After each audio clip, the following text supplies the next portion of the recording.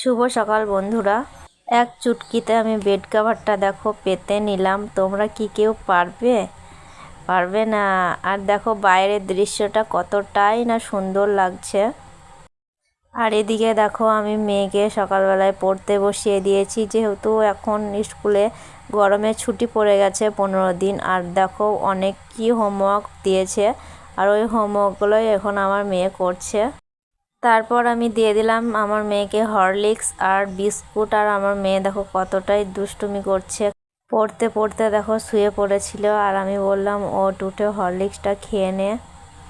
আর ওর তো খাওয়ার একদমই মন নেই, জোর করে খাওয়ানো যাকে বলে।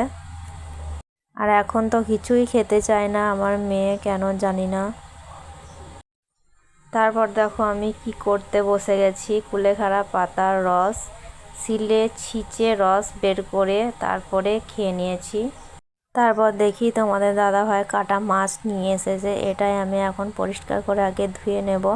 আর ঘর দুয়ার আমার সব কিছু পরিষ্কার করে ঝাড় দিয়ে মুছে নিয়েছি। যাই হোক, আমি এখন স্নান করে চলে এসেছি, এবার ঠাকুরকে জল দেব, তোমরা দেখতে থাকো।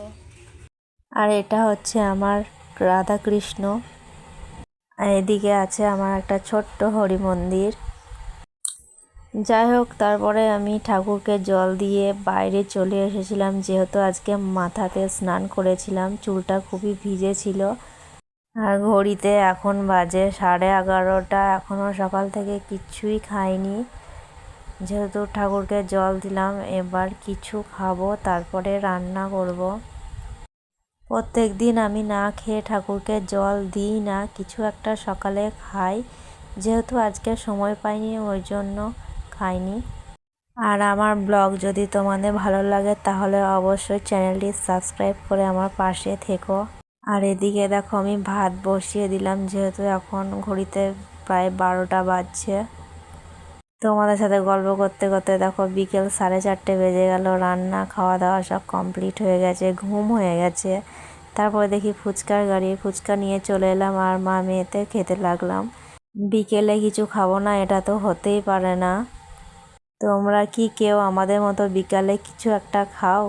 তাহলে কমেন্টে অবশ্যই লিখে জানিও। আর ফুচকাটা তো অসাধারণ টেস্ট ছিল।